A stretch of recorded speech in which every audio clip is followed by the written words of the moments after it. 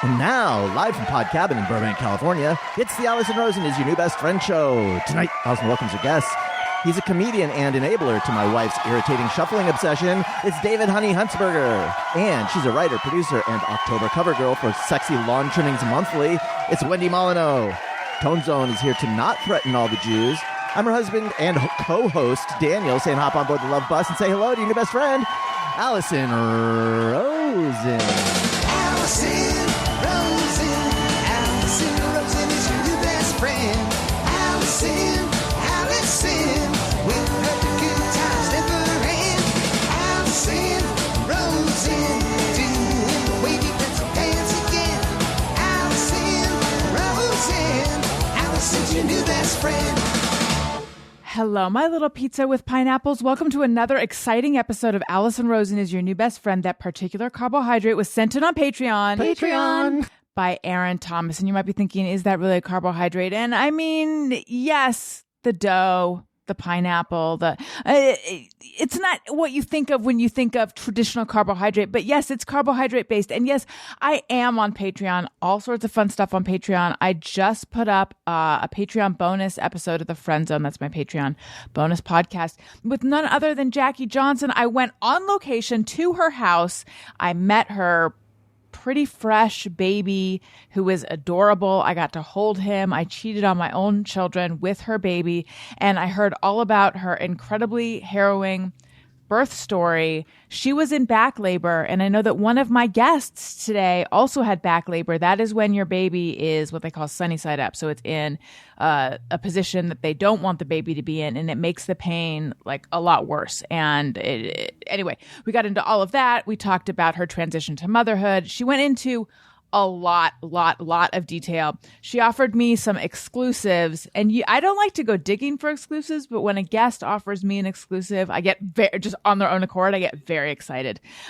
So it was just a really good, and the feedback to that episode has been very strong. So Snatched. Whether it just means like, just exactly.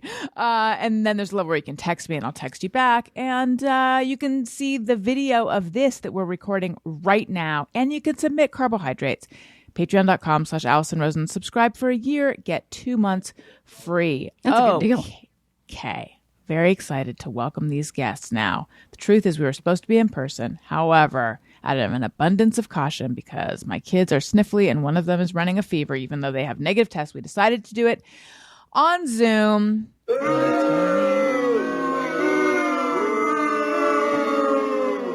Tony is not thrilled. I understand. I know. He's had an ass full of Zoom.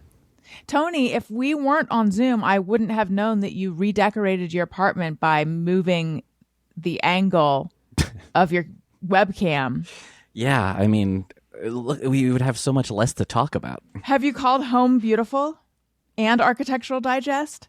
Not yet. That's scheduled later this week, and look forward to that. Look for that soon.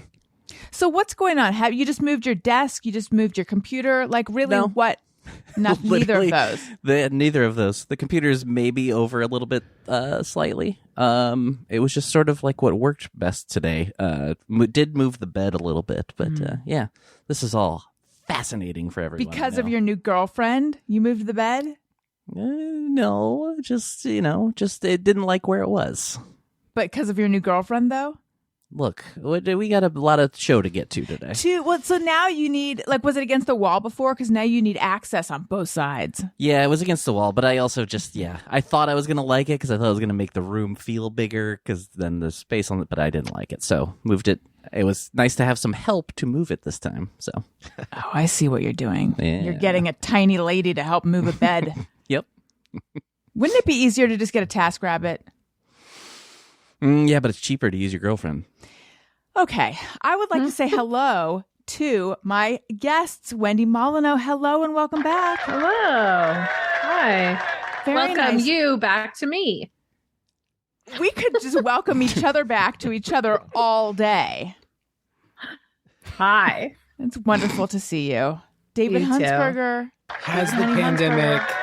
had an impact on our social interactions? Welcome you back to me. I was like this before, and you fucking know it. Yeah. I was know. always like this. But it used to be in person that we got to have these awkward exchanges. Yeah. And now we get to do it on Zoom. I was halting in my speech because I was remembering for a second that when I worked at Time Out New York, I wrote this article wherein I went out drinking with 3 of the Rangers from the hockey team, which, as you know, fanatical about hockey and all sports. And I don't remember the details, but like they were new to the team, straight from Canada, I'm assuming. And I was like supposed to be introducing them to New York or something. And I had this editor above me who was just could never see the forest for the trees and was like, she drove everyone insane. And she got very hung up on like, are you introducing them to New York or New York to them? And, but her editor, I remember, circled it and was like, what's the difference? So that is where my mind went when Wendy welcomed me to her. Yeah. And now a hockey team yeah. I just too. Oh, somebody's calling me. Why is somebody calling me? Never mind. I hung up on it. But what if they were important? I don't think it was the school system. I could tell by the phone. So it's probably something like, please don't send your kids to school sick, which we were talking about before. Yes. Got like a special email that was like, don't send sick kids to school, not to us, to everyone, like a group mail. You know, and I will say hello to more people in a moment, but Brian Bishop, who was on my show recently, did a special Hey Go Fuck Yourself to the volume of correspondence he gets from LA USD, right? For a second, that sounded like the people who make your milk, like agricultural department. Like the constant phone calls and stuff. We don't get phone calls from the school. Do they just not have our phone number? Calls. Yeah. You get a lot of phone calls. Burbank, you from have the to school? sign up for it. Am I allowed to say that we're in Burbank? No. Not on my watch. No way. I don't know if you guys keep it private where you're district. No, we talk about it all the time. Yeah. Okay. Yeah. You have to sign up. There's like, do you guys get the emails? Yes, I get tons of emails. Yes. Yeah. There is an option where you also get like a call. And then what is there? Should I do this? Like, No, it just says the same thing as the emails.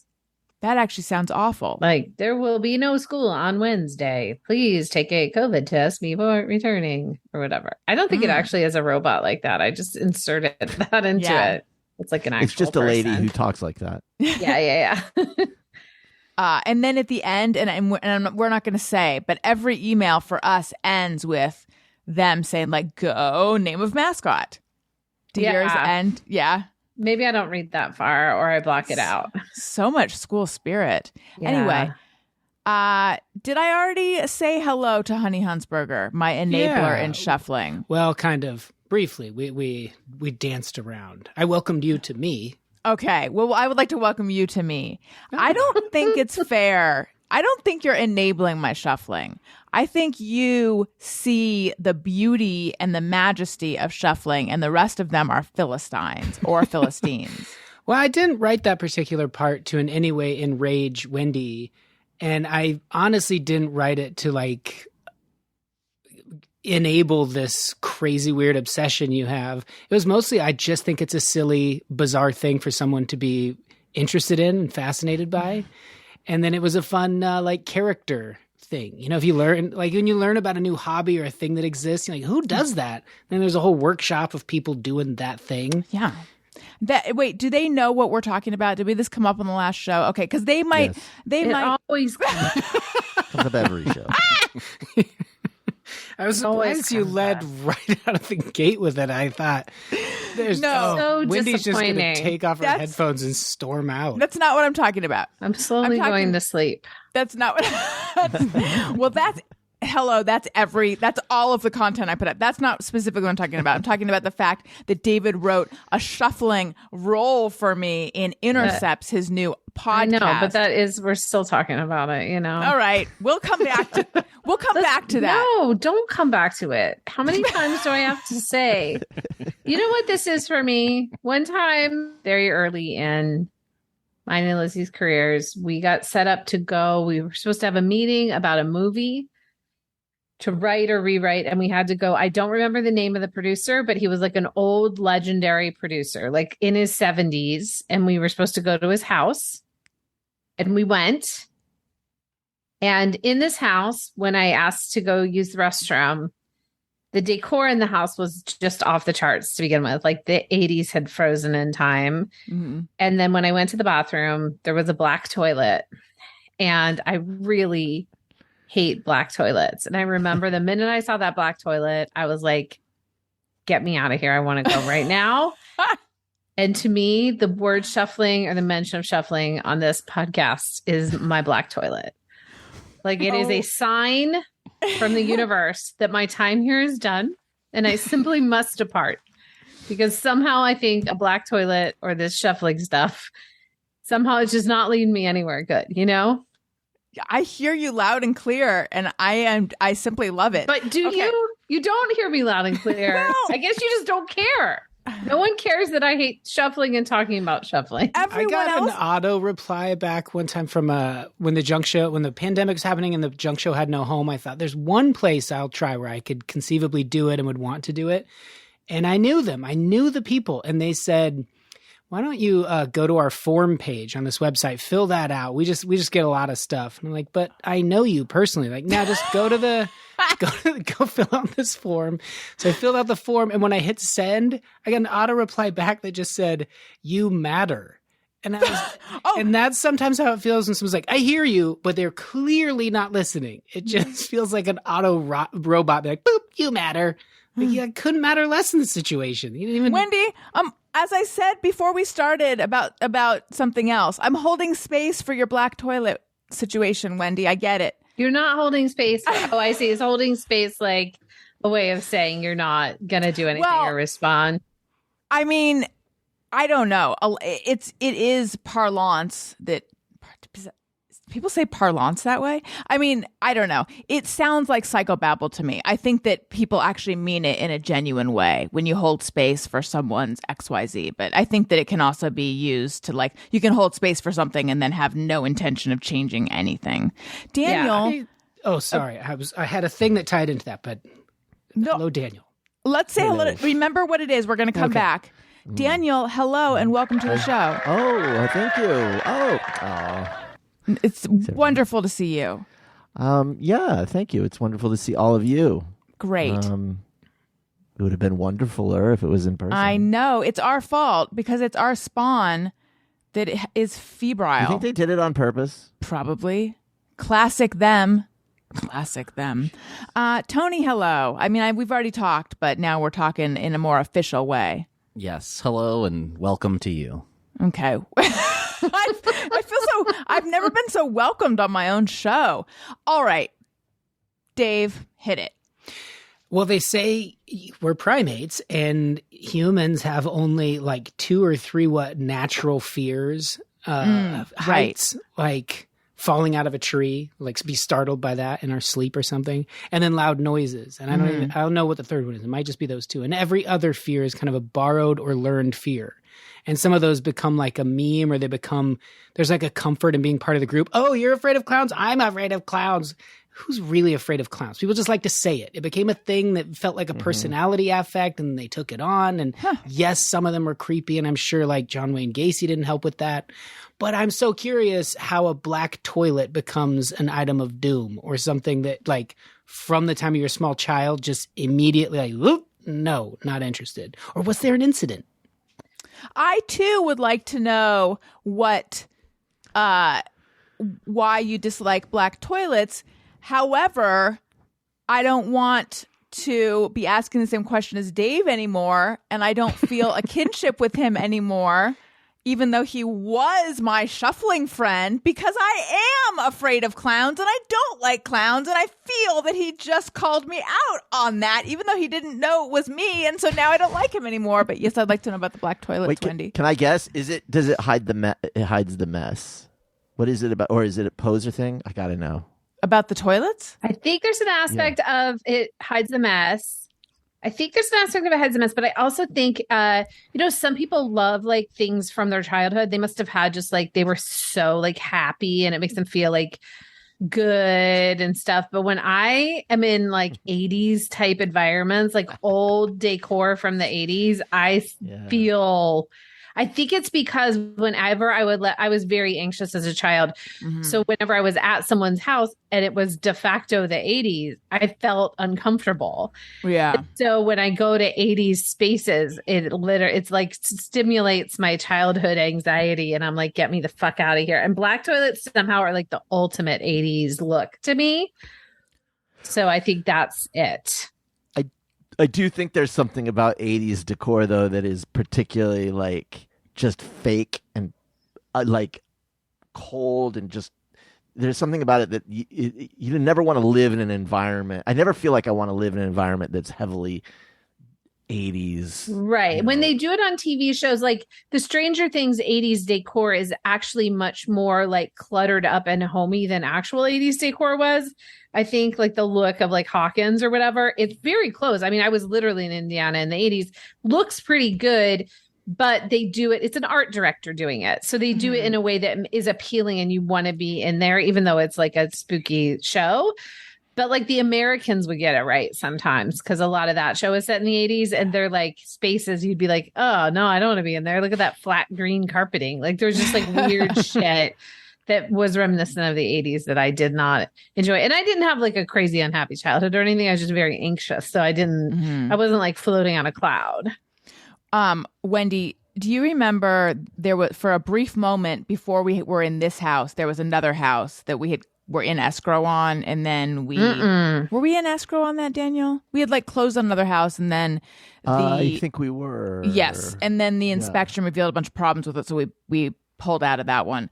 But anyway, that house had glass blocks in it. It was very 80s. Yeah. It was that horrendous. kind of stuff freaks me out. I get freaked out when I see it. Here in LA, especially if you go house hunting, there are a lot of houses that are frozen in time. Yeah. You walk in and you just be like, what were they thinking? It's kind of interesting. You don't But it find was that. probably hip at the time. They designed it because even now the 90s houses are like I have a memory of when those were cool, like the Mediterranean look was very cool. And now it looks really dated. But I remember that time. But I don't react to them in the same way. No black toilets in there. You think it's weird that so much of our childhood and so many of our TV experiences were people own those giant like Curtis Mathis wooden boxes that sat on the carpet or maybe they were up on a table. But I just think of going over to so many of my friends' houses and you would like sit on the floor, maybe have some cereal in the mornings and look at the TV at your level. And now all kids are raised looking up because most TVs are on the wall or they're up on something. Does that have anything to do with anything? Is that going to contribute to things down the road? Neck pain. What's a Curtis Mathis wood box? Is that like a lane chest to keep your precious memories and your ballet shoes in? To me, it was such a common item. It had the metal kind of tabs for buttons. It would have a wooden cabinet and then standard sort of tube screen. And then off to the side would be this is like a television set. Okay, I got to look this up. Like this a is set. like We used to call them sets. like a television set. Curtis Matheson? Curtis Mathis is the most common one. I'm sure Sony was making them that way too, or probably everyone was. Curtis Mathis console. I kind of TV. forgot we used to call them TV sets. Yeah. I haven't thought about that in a long time. Didn't really, like this. I'm holding it up like that. I can't really see. They were like were any of them like detailed, like the wood was carved kind of? Yeah. I know what you're Like a talking about. veneer. I remember that at Lisa Mascari's house. She had one. She also had paintings on saws. Oh, I see what you're talking about. Paintings on man. saws. Here's a wow. beauty. Yeah. Oh, so boy. if you search vintage Curtis Mathis, MATHIS TV set, you get some beauties. Okay. Some real glimpses. And don't look, Wendy, because it might be adjacent to black toilets. Now, I got to say that black toilet thing is definitely an The 80s TVs thing. are a bit fascinating to me. Oh, Who here these we one go. Oh, Yes. there she is. It's part TV, part furniture. You know who probably owns a bunch of these is Ken Reed. Yeah, probably. Yes. Oh, wow. Nobody I knew was rich enough or fancy enough to own a black toilet. I didn't see a black toilet till I got here to LA in the 90s. But what I did see a lot of in the 80s, and you don't see any more of, are those cushions on the toilet seat that mean you can't lift the toilet seat, and then your thigh would stick to them, and you'd get toilet cushion thigh burn. They'd have rips in them a lot too, I feel like. Oh, Yeah. Yes. But the immediate sensation of right when you touched it was like, oh, this makes sense. This is like a cloud. What a wonderful idea. And then, afterward, ugh. And also remember, and I only know this, I think, from like some sort of like retro thing on Instagram, and also at the beginning of the pandemic when there was a run on toilet paper. Toilet paper came in like green, blue, white, and peach. There was colored toilet Oh, yeah, paper. there were colors. Yes. Yes, I Charmin remember that. colors. Yeah. I'm now The 80s was fascinated. a bad time. Cheese is What were we white. doing? Cheese is white because it's milk, and they put a little dye in it to make it yellow. And there must have been a psychological element to not doing black toilets, because in a lot of ways it seems like it would make more sense. They're like, no, keep it white where it shows all the dirt. You want to see everything. Yeah. Right. I don't think rich or fancy is part of having a black toilet, Daniel. You said you didn't know anyone rich enough. I don't know if that they cost more. It's got to be like 10 I cents didn't of know black anyone- dye in the porcelain. I don't know that they were. I didn't know that they were expensive. I didn't know anybody who was rich enough to Have a toilet? Have a new toilet in the 80s. To have been able to buy a toilet in the Toilets 80s. aren't that bad. If you've ever remodeled a house, toilets aren't No. putting you out that much, to be honest. How much do you think a toilet cost, Daniel? Yeah. Ooh, good. Wait, hang on. Hang on. This is good. Tony, let's get some sound effects for a quiz. Okay. Now, also, someone's going to have to look it up. I'll look it up. I've also, We didn't have a lot of. We didn't have a lot of money. Let's just put that. What's the criteria for what kind of toilet we want Daniel to weigh in on? Just Yeah. any old new toilet? Yeah, just like an average white just an average toilet. toilet. Average, toilet like- price. Okay. The average toilet costs Okay, national average. national average. So just your average regular old toilet. Yeah. $4.99. Come on. Be real. Put your head in the game. Serious toilet guess, dude. $69. What is your final Daniel. answer? Okay, $69. I'm talking you said. average toilet. Your average toilet. Try it. Would you like to call a lifeline? $6,000? Good. Allison, I'm ready to guess. $600,000. Okay, I don't know. Wendy, what do you I think What do you think? I think 375. Okay. Dave, what do you think? I can't weigh in on this because I don't think anything really costs anything. I think What? I think everything's available. Someone right now That's is true. remodeling or redecorating Nothing costs anything. some sort of Trick question. vacation home, and it's beneath them to sell it, or they'll just give it away. And if you have a truck or trailer, and you can just show up in Big Bear, or Well, okay, but the we're free not if you steal it. It's free if you steal it. They'll just throw it on the curb. Here, we're here's a looking toilet. for the national average in cash money is what we're looking for. We're not looking for like a barter situation or like a buy nothing group or something. What is a retail asking price? Yes, national average. What would a manufacturing cost be for this sort of thing? It's got to be low. I think it would range Yeah. between $200 and $1,000 would get you a really nice toilet. Okay. Like 10, ultimate Tony. flushing power. Happy- Maybe a bidet built in. A lot of great options there. Well, Color yeah. choices. Once you start factoring that in, Tony, have you looked it up or no? I have not. Okay. And what it's do you not think? something I've ever looked at. I'm probably Right, just like Daniel. I'm not a homeowner. I've never had to buy my own toilet, so I've never even thought of looking at how much they cost. Have you been to a bring your own toilet party? BYOT? I have been to a lot of those, but they usually take the Those are price so tags fun. off. Yeah. Yeah. I literally no clue. I'm gonna say $175. Okay. Wendy, you are so. Oh, and we're not going to do the like close without going over because I want to give this to Wendy. National average is $371. I said 375. Yeah, you're Yeah, so close. so- Daniel, what do you have to say for yourself? I bet you could get one for $69. You get one for free. There's so many on the curb at all times. Yeah. It's true. It's true. Listen, it's not. I haven't been shopping for toilets. Let's just say Clearly. You and I should go soon. it's so fun. Have a new We went to experience. We went to a place that had appliances, but all the toilets they had there were those like really fancy ones with the built-in bidets and the tushy ticklers and the Whoa! There were no they'd tushy retract ticklers. into the wall, and they had a TV set and stuff. Wow. Yeah, they're Speaking- they have Speaking advanced. up, I saw, and then we'll get off of this topic, but I saw a urinal where the drain was on the ground, and I had never seen that. I haven't seen a lot of urinals in my day. How'd you But come to see this one? we went to dinner. We went on a urinal tour. Ladies, The valley. you never get to see these tonight. For It's this open weekend, we're house. opening the Come in and urinals. get a look. Toilets, those are closed off. We don't want you to see. You've seen those, but the urinals, come have a gander. Just Oh, go, girl. Yeah, a urinal tour of Los Angeles. Yeah. And no, we went to dinner, which perhaps we will talk about.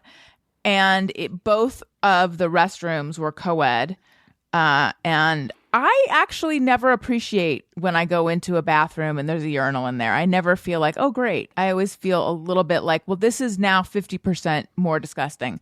But the urinal, the drain was on the ground and the flushing mechanism was like shoulder height or a little lower. And I thought, isn't that a real splash hazard? And I came out and the whole thing made me feel really tall. I didn't use it, but I thought it makes me feel very tall. And I came out and I said to Daniel, and he said, yeah, they used to be like that. And then, no,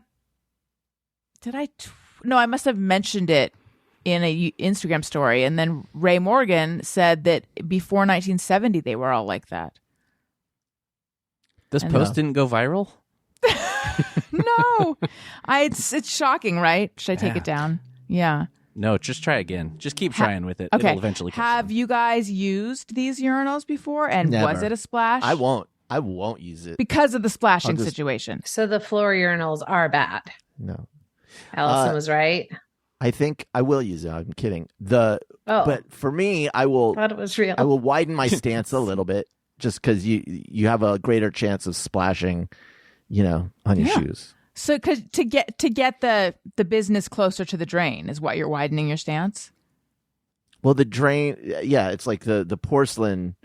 The advancements in urinals is really just an exciting part of our modern world. I mean, That's what the they've tour guide was saying. They've really figured out how the trajectory and the splash can be directed inside the urinal as opposed to having any splash come out. So now it's not as much of a concern with the modern urinal. Mm. Have you guys noticed there's like a little bee in some of those urinals, and you're supposed to Yeah. target the bee in What? order to get the a least bee, the letter B, a No, image No, of it's an like a little insect. bumblebee. The Yeah.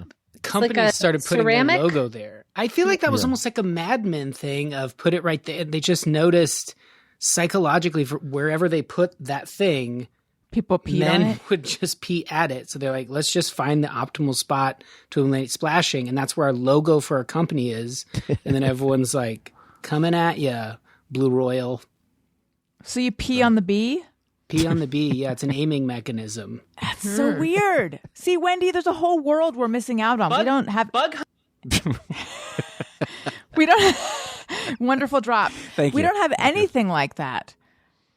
No, There's- you just pee downward into the bowl. Yeah, and you hope that it all gets in there, and usually it does. It does, yeah. Must Yeah. be real boring to be a woman.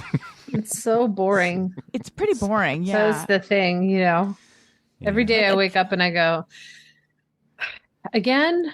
Like that. When I realize You it's guys- happening again. Because I'm like, oh, if I could be a man, I could be anybody. I could be Woody from Toy Story. I could be President Nixon. I could be one of the Blue Men group. It's not the Blue Women group, Yeah. Nope, Those are the three men. main things I want to be. Yeah. I want to be Woody from Toy Story, Right. President Nixon, or in the Blue Man group. Yeah. Just go, girl. And I think Thank I could you. pee on a bee. I could pee on a bee. I never get to pee on a bee. Or Yeah. if I do, it's like way messier and I have to find my own bee. And it's dangerous. So I feel like we just like somehow skipped out of reality a few minutes ago. We're just like, we've been What on are we- toilets for so long. I don't know. well, we could move on. We could Okay. move on to this, but it actually is still about toilets. Oh no. God damn it. I tricked you. But just real fast, let's talk about something that's on everyone's mind. Mosquitoes. Okay, just real fast. We can just move past it fast. I wear a lot of dark clothes. I like things that are dark. I'm a dark person. However, I've realized the real downside to everything dark, and this does tie into the black toilet, is when you have dark items, you cannot see where mosquitoes are. And as we record this, there is a mosquito in the studio because I left the door. don't. There we go. I left the door open earlier, and then like a fat one, and I don't mean to shame this, but a large, because they've been very small lately, but a large one flew in. And I thought, oh God, not again, because there was a mosquito in here that was like my co-host on 3 different episodes until finally, and I'm not making this up, it flew into my coffee cup and just drowned itself. I That's was how tired much of hearing you gross. talk about it. That's how much it was tired of me. It was really I was like, is this really? I've been trying to get rid of this mosquito for weeks now, and finally it did it on its own. So that was great. But now there's another one. But I have this black tablecloth here, and every time it gets close to it, I can't see it. So imagine if it came close to a black toilet, you'd be screwed. Yeah. That's all I have to say about that. All right, we can move on to something else. No, that was gold. Let's keep going. I have a question for all the couples here, which is everyone. Wait, Do you we're guys- couples? Well, everyone here is in a couple. Okay. I Oh, you thought haven't heard? got. Yeah, we're all. There are a lot of couples. Do you in America. guys do scheduled or like planned date nights? And I ask that because, as I mentioned, Daniel and I went on our tour of Los Angeles urinals. Ooh.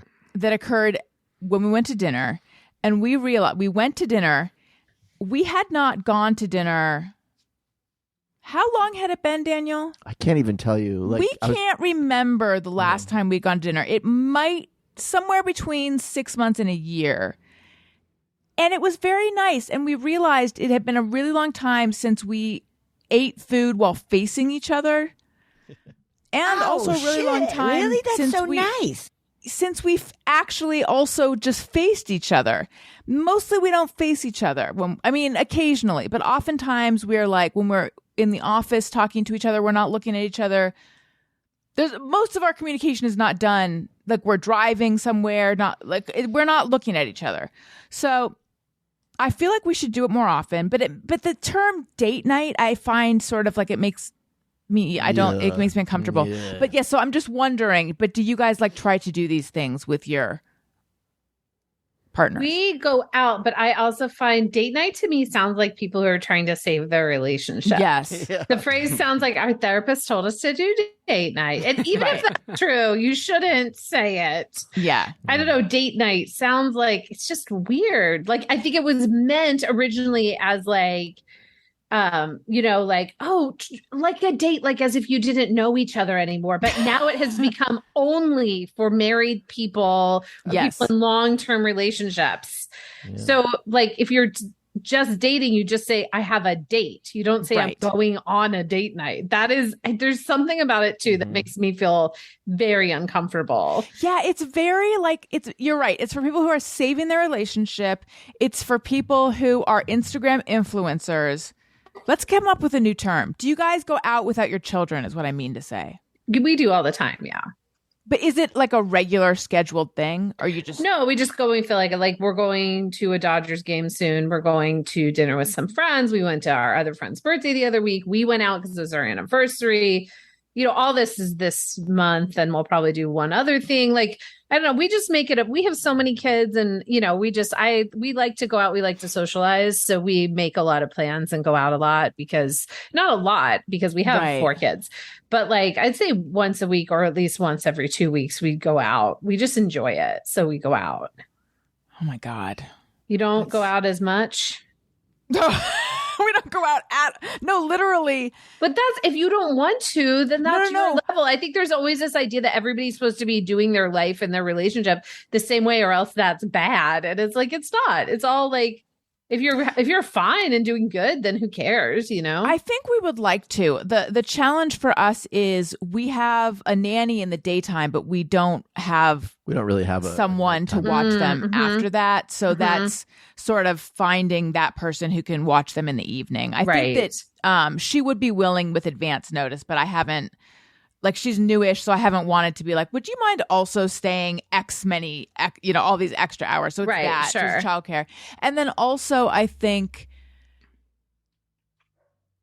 well, like the kids want us to put them to bed. So we could go out after we put them to bed though. But No, but I Yeah, hate it's just missing been that. bedtime. So we try Yeah. not to go like 2 nights in a row or something Right. like that. I do hate missing bedtime. And honestly, it's not very ambitious. We just go like literally to dinner and we're home by 10. right. Like it's Yeah. not like, oh, we're going out. I think there's all this pressure to make it like some big whirlwind, whatever. Like, I don't know. I just feel better if I go do like something Yeah. out of the house, especially because we did nothing during COVID. So I Right. can't handle that anymore at all. Also, we really like to go out with friends. Mhm. So we'll make dinner plans a lot with other people. Guys, let's go out together. You're I friends. would love to do that. I would Yeah. love to We do that. live would be close great. We should together. make Let's go friends. up to the Castaway. Honey, we Let's- should make friends with people. Let's do that. Yeah, it's really it's just a lining up child. I know what you thing mean. For us. Do you have this is so fascinating on air. Do you have someone different than someone who you have during the day or Mm-mm. Same Really? person. She likes to Okay. work some extra hours. So we Got never it. feel guilty because she wants the extra time. yeah. So that's, What about you guys, other people on here who are in couples? I didn't even know about Tony's couple, but Oh yeah, we've been No. giving him a lot of shit. breaking news Yeah. to me. Welcome your Yeah. news to me. It's fair. It's couple months in now. Yeah. Tony But, yeah, went fairly on new. tour and brought back COVID and a girlfriend. Wait, but so she moved here with you? She's from somewhere else? Yeah, she moved here. That's Whoa. the terms that he sets. If you date Tony, you gotta move. You gotta move. You gotta be all in. This is like bachelor stuff. That's right. it. No fucking around Wait, here. where's she from? She was living in New Jersey at the Okay. Yeah, I'd want it. Yeah, she wanted out. She said, Yeah. Tony plus California, where do I sign? Yeah, And then you had a whole exactly. contract and you were like, Yep. sign here. Mm-hmm. Like she that. agreed to the terms. All's good. Nice. Yeah, She chose the fantasy suite with Tony. that's right. You forewent your separate accommodations and chose the fantasy suite. Mm. That's what they always say. You can forego your separate rooms. Yeah. choose the Who's fantasy. they in this scenario? Yeah. Chris Harrison. The Bachelor The producers. Bachelor. yeah. Oh, I have never Mhm. seen 1 second of The Bachelor. yeah. Same. It's truly rancid. Yeah, I haven't watched in a long time.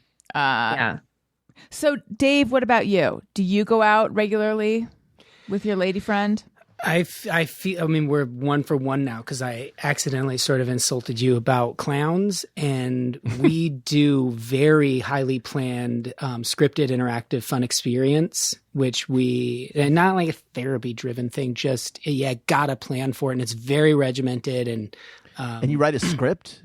yes, which is kind of embarrassing because I have one right here because we're going to do one soon. And it's just a lot of like 20 minutes to get dressed, reasonable. Head out to the car. Make sure to lock the door. Open Well, that's the door. just responsible. Yeah. It just gets into like, look for parking, drive at 35 miles per hour for X number of minutes, and therefore reach our destination at said time. 5 minutes to look for parking, exit the car, walk no more than 200 steps, enter restaurant. It just is like this. Then discuss. We do like every 20-minute kind of a regroup, discuss how's the plan going so far. So that doesn't eat into the actual plan. And then That we sounds just so fun. It's really fun. And then at the end we rate What I it. like about that is it takes the pressure off trying to find time to figure out how it went. It's built into the plan. Like here I've jotted down, we have no time to sit and just be quiet with each other or wander into a conversation or notice something, and no riffing. So I've jotted down, what do you think the average toilet would cost? Now that gets us going. So we've got maybe 5 to 10 minutes there, hard conversation. You're welcome. You are welcome. Thank you. See, you did your prep, your date night prep and you just thought you were coming on a podcast, but you multitasked. I know. I try to be aware of it, like just always being open to the idea of something that can go into a scripted conversation piece later. And luckily, this fell right in my lap. So I feel like I got a pretty nice little date night. And we don't call it date night. Again, scripted, interactive, fun experience. But, we've got like 90% of it ironed out at this point. So there's no guesswork. There's no spontaneity. Hate that. The opposite of that movie Date Night with Tina Fey and Steve Carell. Right. You learned That a lot was a from huge it impetus. because they sort of knew what they were doing, but then the next thing they know, they have like a computer drive and the bad guys are looking for them. They're crashing a car. In the end, do they rediscover their mojo? Yes. But I mean, it could have gone either way. They could have died a bunch of times that night. And you guys don't want that. That's not the kind of thing you're looking for on your date night. I mean, not a date, your scripted, interactive, fun experience. Thank you. Yeah, and that's the idea. Never lose it. You just stay on top of it. And then, probably every 15 minutes, sometimes we stretch it to 18. We look up, we're still in love, right? And then like back to our food. And You got to never check lose it. in. You got to check in and just never lose it. You don't have to have some big epiphany to rediscover it. No, when we go on ours, because I said like we like to go out with friends a lot, we'll ask them, we'll be like, how do you guys think Jeff and I are doing, like relationship wise? And we'll just put them on the spot, to answer that for us. Yeah. I did get in an argument at my friend's birthday dinner and I felt bad recently. That was our one of our most recent. No, we went with another couple. And then his friend came along because it was his birthday. That the guy. Oh, no. It's here. Hey, I'm sorry. Bug. No. Guide it toward the coffee cup. Hey, no. It could be worse. You could be sitting on a black toilet. And they would just be hiding there. Oh, yeah. God. Undetectable. Okay, I'm sorry. Go ahead, Wendy. No, but I got in an argument with a friend because he brought up cancel culture. Nobody wants to talk about that. But then he was like kind of like lightly saying like, well, Woody Allen and great art and this and that. And I was just like, I couldn't.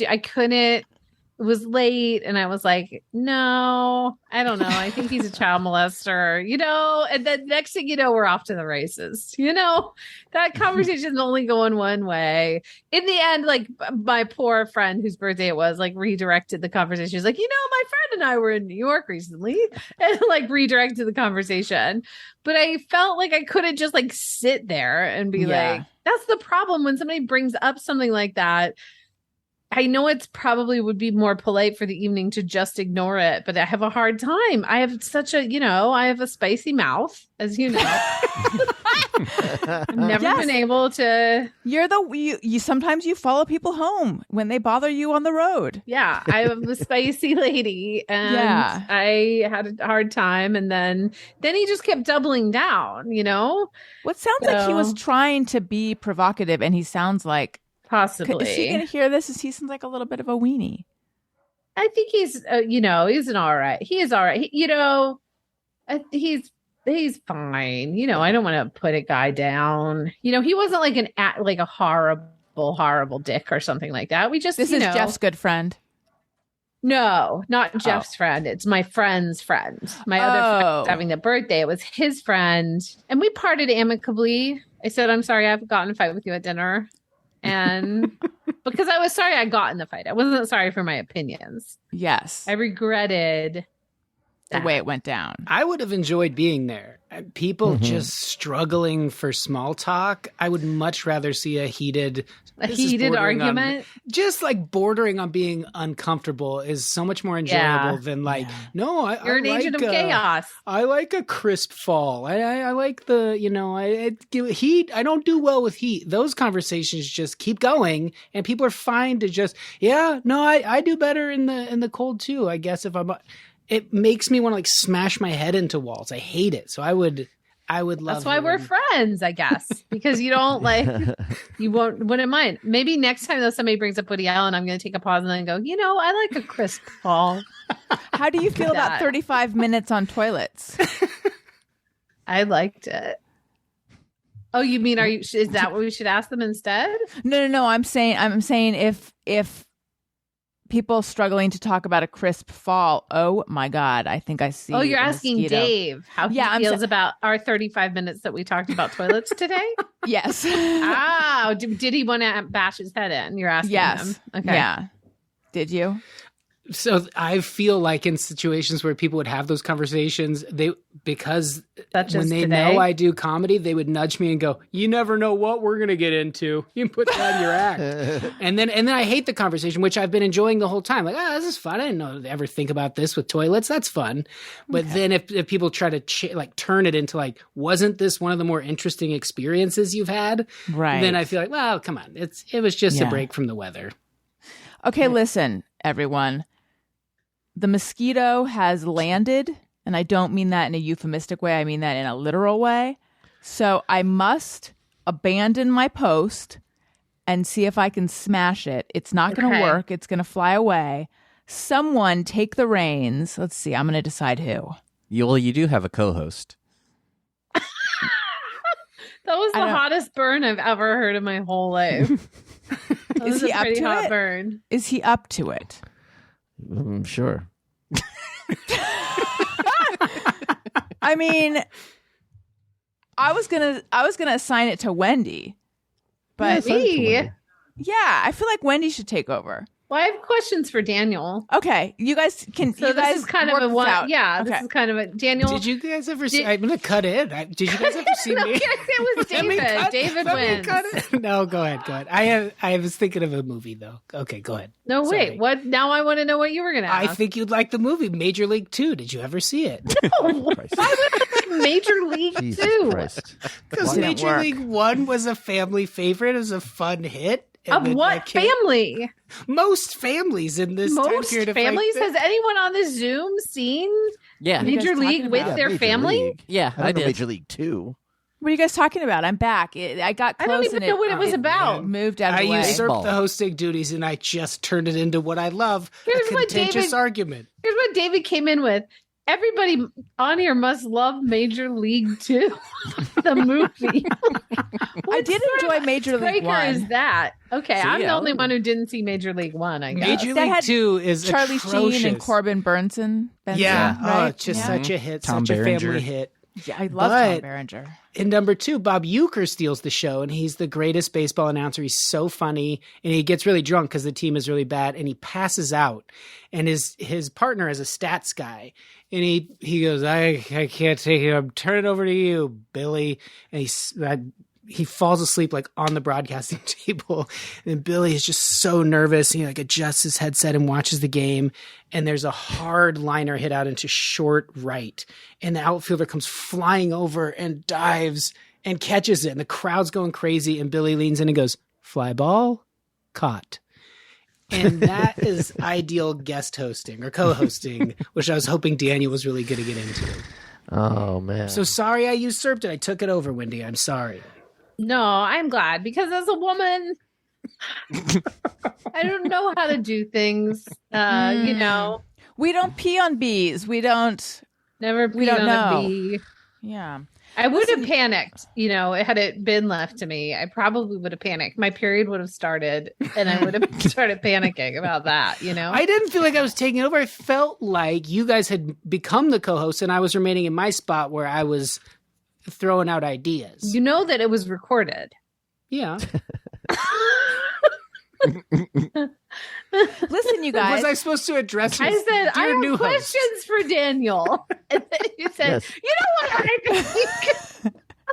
Sorry, my mic got so But hot. then I tried to back out and you said, no, go ahead. I want to hear this. And then I dazzled everyone with Major League 2. I know I was dazzled.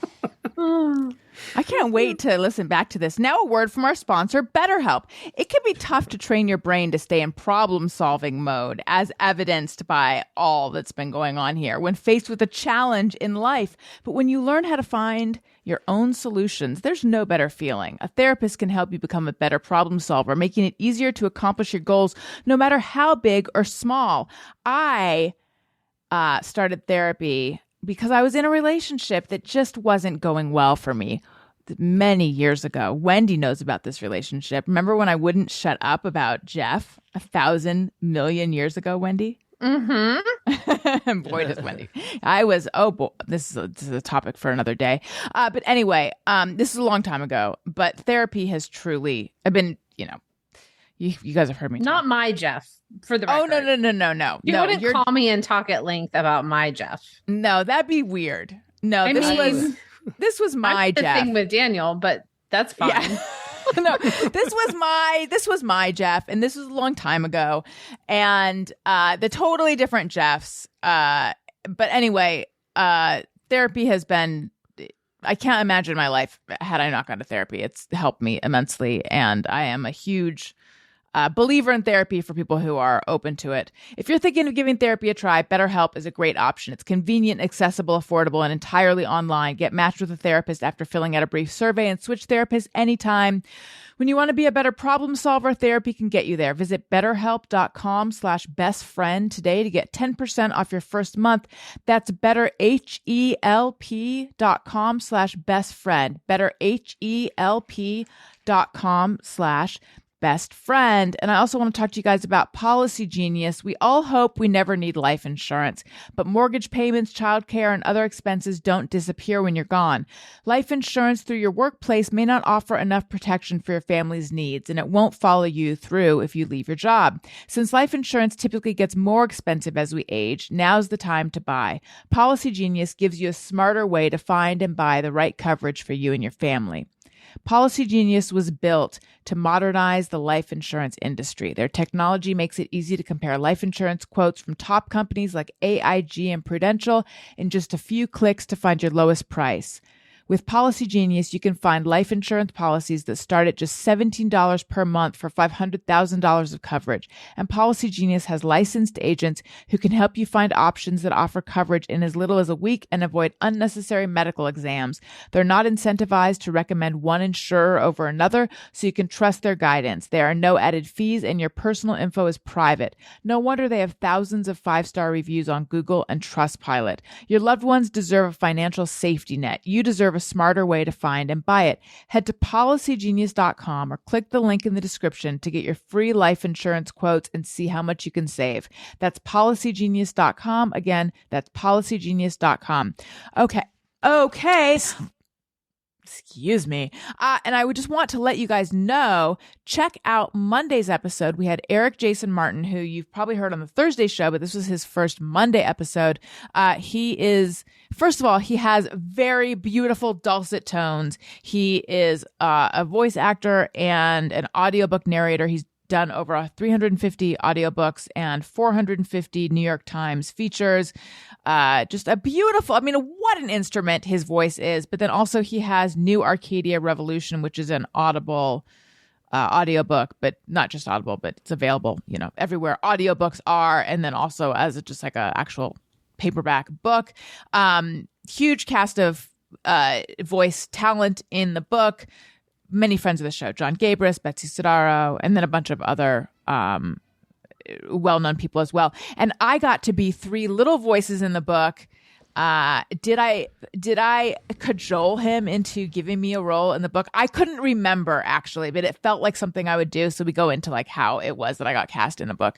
But that was very fun for me to get to do. And that book is out and we talk all about it. And it's like a dystopian sort of pandemic inspired story. We talk all about that, and we talk about a lot of other stuff, including me discovering my true passion, which involves Tony Thaxton. That was a fun episode, though, wouldn't you say, Tony? Maybe not for you personally, but I thought it was a fun episode. Not so much for me. Maybe when you're talking to him, it's fun, but yeah. Come on, Tony. Get off it. Well, I'm just not used to people being this mean to me all the time. I don't think mean is accurate. I saw some of the stuff you were posting today. You're giving people the wrong idea. I'm the one giving people the wrong idea? You're the wrong idea. Anyway. I'd like to... if I'm giving the wrong idea, then why is it that you're the one that texts me, I'm just joking around, right? I don't think that I had that nervous, halting tone. Well, I don't know. I just read it. That's the tone I gave you. You can remove that tone from your texts if there's a button you push on the new messages app. Remove the halting, nervous tone. Yeah. No, my tone was like, hey, Tony, I'm just joking around, right? Did you have a Italian accent? Hey, Tony. Yeah. I'm just busting your balls, right? Yes, I did. I was chewing gum and I was tapping something with my long nails. What are you and Freddie doing tonight? Me and Sheila are going to go get pickles at DiGiorno's. Anyway, my chicken died. That's how you think talk. that's where they make pickles? That's DiGiorno's, your go-to pickle spot? You gotta be kidding me. My chicken had died. My chicken died. Yeah, and my chicken died. Was sad. But Tony, you said, "Oh, I know," or something like that. So it's all good. I know it is. Doesn't sound like it's all good, guys. Sounds like you're feuding. Yeah. Sounds like there's a feud happening right here on the Zoom, which is... I know. Here you go, Dave. This is some of that chaos you're looking for. Yeah, right in my wheelhouse. Yeah, fight. A big fight. Somebody say Woody Allen. Anyway, check out that episode. It's very fun. And then also, I have been putting more clips up on YouTube. Go check those out. YouTube.com/Allison Rosen. Lots of funny little clips from the most recent Thursday show. Okay. I think it is time to tell you about David Huntsberger's new podcast, which all of us are a little bit of a part of. Ooh. That was syntactically weird. It's called Intercepts. Tell us about it, please. Yeah, you guys have all played parts. And then I started, I think because it was about a year ago when everyone was still mostly at home and everyone had audio equipment. And then I think some of it stemmed from I had put out a project that I did all the work on, but I didn't really own all of it. And it was really bothering me. So I was like, what can I do quickly? And I was just going to write a few sketches and see if I could do like an album that I would put out on my own. But then I really enjoyed writing them. And it became like this gigantic thing where I was like, I would think of a friend that I hadn't talked to in a long time and I'd think of their voice and then I'd write something for them. And then it gave us a way to reconnect and do something kind of silly and fun. You know how you start to dread like an hour-long catch-up phone call with someone? So we all just put those off extendedly. Mm-hmm. But just saying to someone, hey, this will take 15 or 20 minutes. Let me know if you have time. And then it really would. We'd go, hey, how's life? Good, I have a child now. Okay, bye. And we'd just hang up. And it was just a nice little break and kind of escape. And then I started editing them. And then I didn't really, everyone in the beginning would ask, like, what are you doing with these? And I was like, I don't know. And then I decided it could be fun as sort of a scripted podcast. So they'll start going out weekly. There's a member website at theendlessabyss.org, which sounds like a strange destination for a show called Intercepts, but it all ties together and makes sense. And you can do like a free trial and listen, and there will be an episode that comes out with no ads a week early. And then a week after that, there'll be an episode with ads. They're all like 20 to 30 minutes long. They're pretty short. And they involve you guys, our friends. And I'm excited I may play a character who shuffles. You definitely already talked about this. Well, but maybe someone's listening for the first time. This is Dante's Eternal Recurrence. It's for people who are just tuning in. For people who tuned in right now. No one tunes in at the end of a podcast. You don't know. I do know that no one does. Don't know. No one does. We already went through this. Yes, it's my thing. I don't look. I just say, oh, it's downloaded. I open it up. I skip for about an hour, and I just see where they're at. I like them to get a groove. Yeah. That's right. Nope. Someone could be listening My and then black someone toilet. I'm inside the black toilet right now. someone See, they're not going to Wendy's get that In the reference black now. toilet. they don't know what you're talking They about. do because they've heard this whole fucking thing. Someone walked in the room. Yeah, that's right. And then they're listening. Someone's listening, and then someone walked in the room. They're and listening to podcasts just in a room. Yep. Nobody does that either. They're You in an guys auto shop. They're in an you think auto someone just shop. Is in a room and they're Allison- playing their podcast out loud with no headphones and they fast forward almost all of it to right Nope. here. No. That's They've not how been people listen to podcasts. Allison someone- has a deal with Firestone. Listen. And her Yep. podcast plays plays in, the in an lobby auto every- shop. In an auto shop. Someone's, Yeah. they've got a dolly or whatever that thing is that slides under a car. They've cranked the car up. They just played my podcast over the PA. They're listening while they wrench on a car.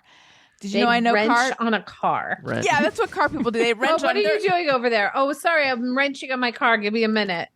Yeah, that's what they call it that. They're wrenching on a car. And Yeah. then someone else walks in an hour in and I, via the speaker, am like, I want you to know I play a person who shuffles. See, I'm taking care of everyone. That person would turn around and walk out. They wouldn't want to hear this for either. you. They're leaving. They would be like, you know what? I really need my car. I have an important interview tomorrow, but it's not fucking worth it.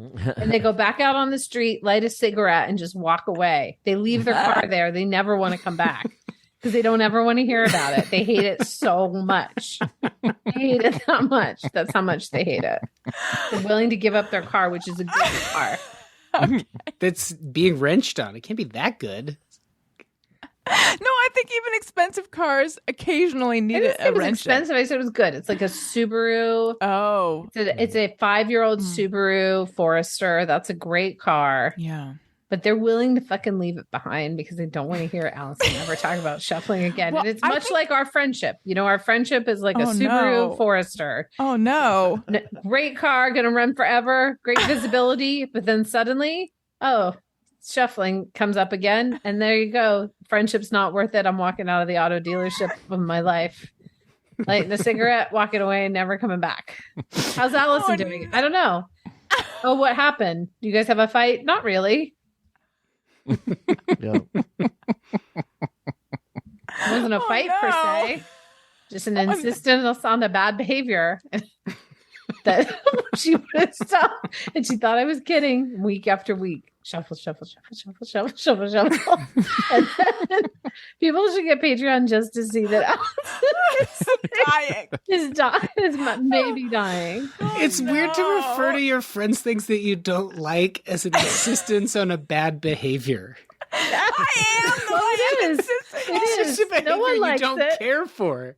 Bad But it's not objectively No, it's a bad behavior. behavior. She's not doing I heroin told her or how much something. pain it's causing me, and she continues to go forward with it. But Yeah, because that part I is love bad. it. This is like, it's like that Seinfeld with the voice. What's Seinfeld with the Oh, voice? yeah. Hello. Yeah. Oh, yeah. But is it played? I don't 'Cause remember that at the end of the episode. episode. They're like, so played. Maybe the No, it's not like that episode then. okay. It's a true Wendy, you gotta appreciate it's a true love she contains for this weird thing. Thank you. Thank you. But I if my knew you friend had it. loved cocaine, Let's but stop it the was podcast destroying and go their get some life. cocaine. Yeah, exactly. If that was what Allison was up to, I'd say, Allison, I need you to stop here. Your addiction is hurting me because I give her my reasons. And then if she continued to do it, I'd have to say, you know what? Allison's on her own journey, a journey of cocaine.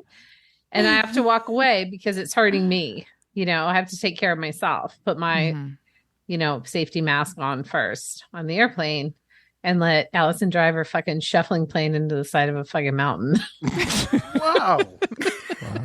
That is like, But Daniel, how do you feel? This is an intervention. honey, there's nothing I won't do to help you. Mm. And there's nothing I will do to let this behavior continue. Thank you. Daniel. What does that mean? That means we need to get you into a facility where there's no shuffling, no cards, probably, maybe just checkers. If you have free will here, but just know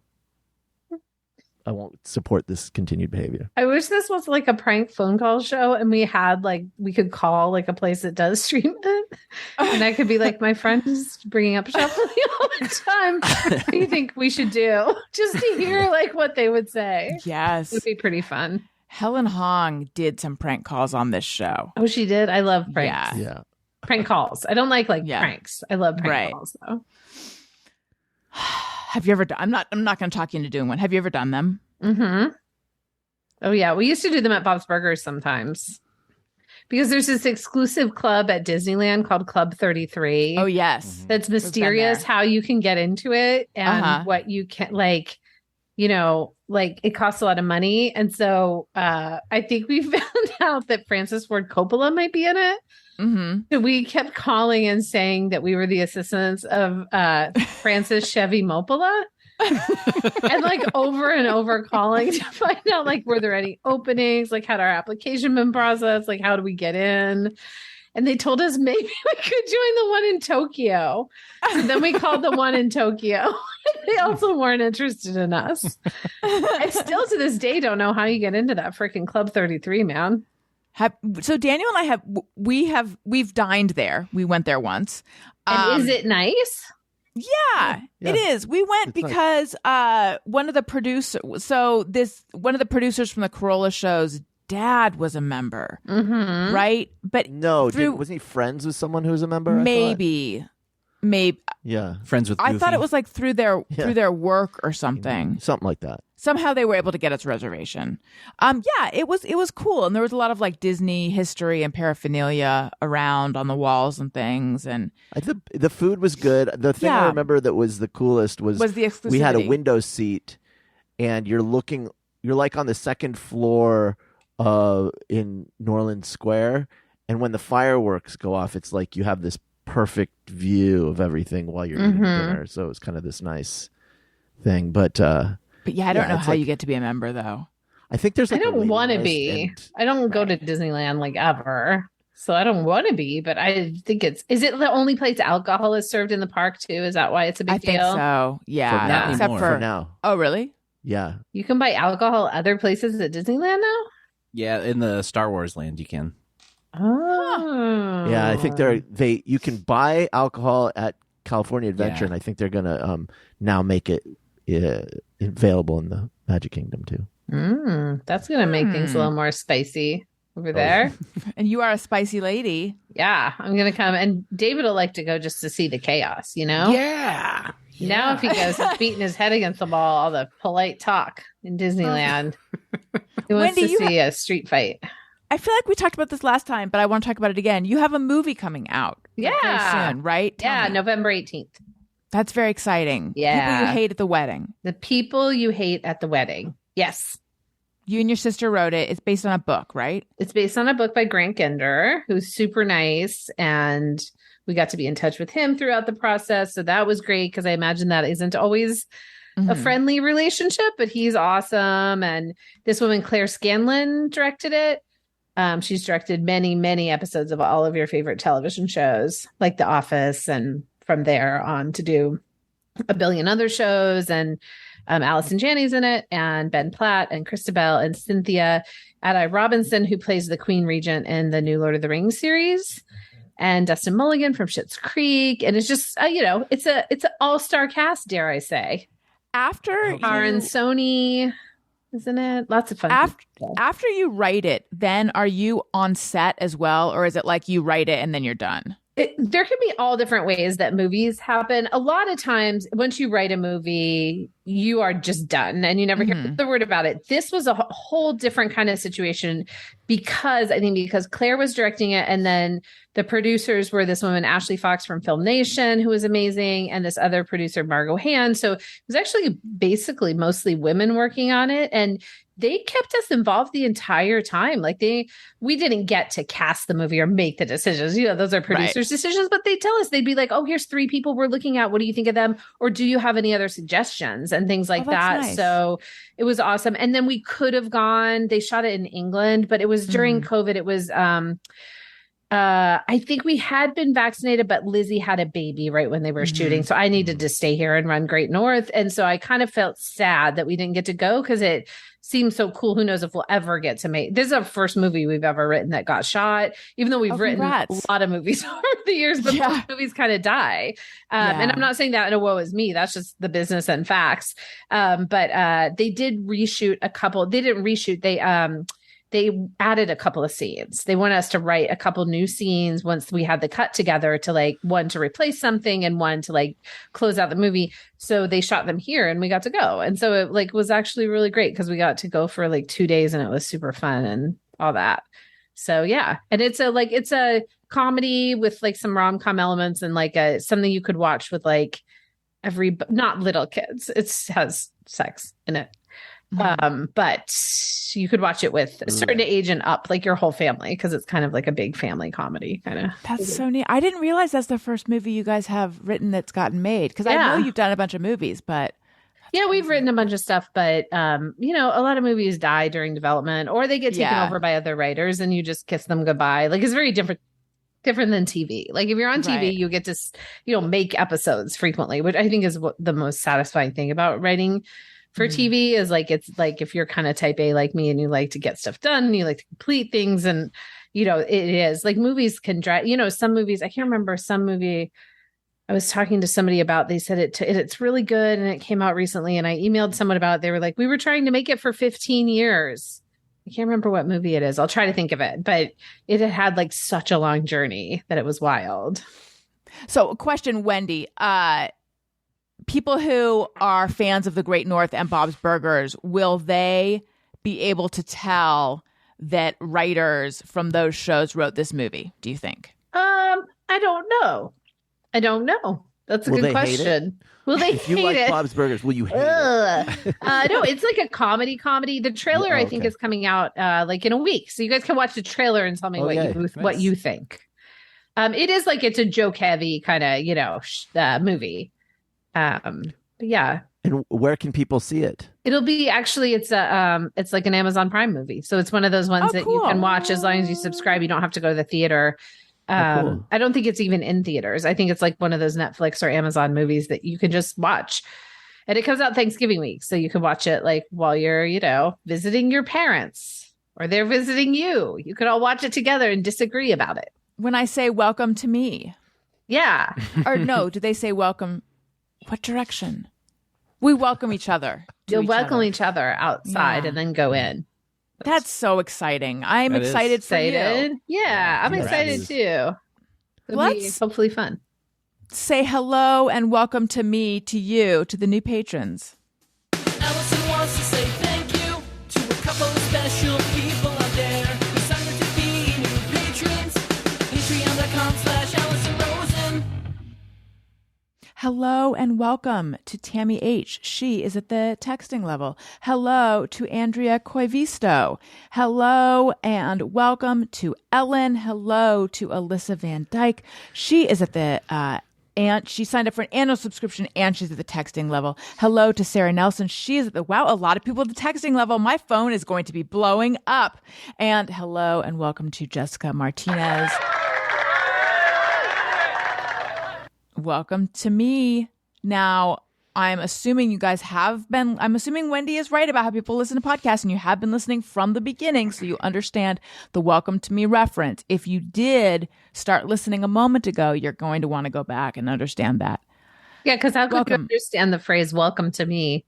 You haven't listened to 90 minutes of a podcast. Exactly. I'm glad we're all on the same page. But I hope you are enjoying your Patreon rewards and whatnot. Again, annual subscription, get 2 months free. That's and a good deal. all of the back catalog should be available to you as well. There's so much material. Patreon.com/AllisonRosen. Oh my goodness. This has been a very, very fun episode. Unfortunately, the sixth member of the podcast, the mosquito, is still thriving. I was hoping that would not be the case. So we'll just see how that goes.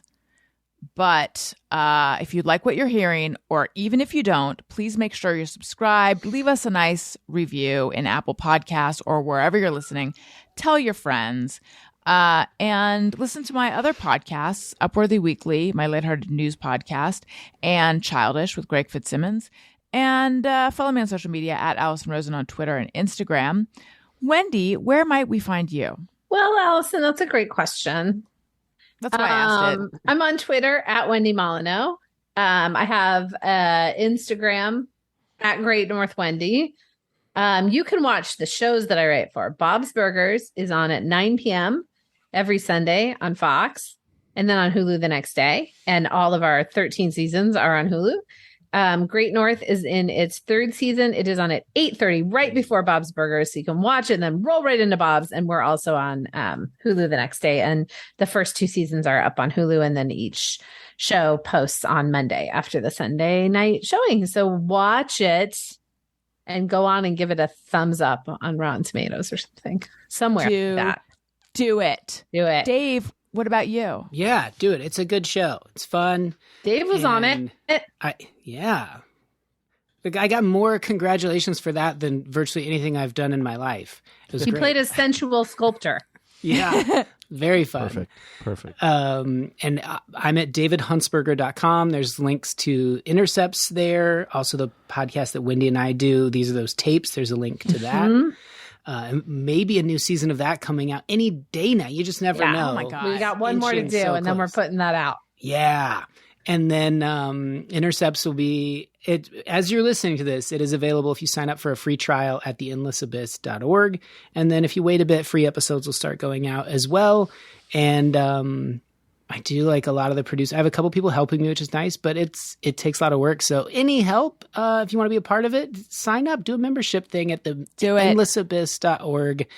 And I think you'll like it. I had a lot of fun making it. It was really, I think good things come when you make just silly, fun things with your friends, if you're lucky enough to get to do that. So, as I did with all of you guys, we made something fun, and I hope other people enjoy it as well. Oh, and I took Big Nothingness down off of YouTube, so you can find a link to the Vimeo version, which I know people are really desperate to go do, to purchase a streaming thing to watch 1 hour of content. But that's the only place you can get it. It was free, and if you missed it, it's no longer available. I'm starting to prepare for when my child is older. I want no evidence I ever attempted anything. I'm just removing myself from the internet. Just be quietly in a membership site, and then his friends will have to pay to Are you make fun going of to him. get rid of your fingerprints too? Yeah. The other day I accidentally was using a glue gun, and the glue got on my finger and no prints. And I was like, oh, I don't see any harm in that. That could be a good way to go through things. I just don't exist. I just disappear like A smoke. whisper of a The person. whisper of a human. Yeah. Which is, that's what we all are. Anyway, guys, have fun while you're here and existing. No. Oh my! Wow. What a dark ending! Wow. I had a ton of fun being on Intercepts. So, and we might in the future excerpt on this show, right? Yeah, that'd be great. There's a sketch that includes just this crew, these voices right here. So that could be a fun one to play. Yes. So stay tuned for that. Daniel, what about you? Well, you can follow me here on this podcast and Twitter and Instagram, and that's about it. Okay. Very Wonderful exciting stuff. Wonderful. Very exciting. Yeah. And Tony. Twitter and Instagram at Tony Thaxton. and Bizarre Albums every Tuesday. And make sure to hashtag be nicer to Tony, all of your tweets. All right, you guys. Thank you so much. Thank you for listening. I love you. You matter. Goodbye. Hey, do you know about the Allison Rosen show? We had a good time, but now we gotta go.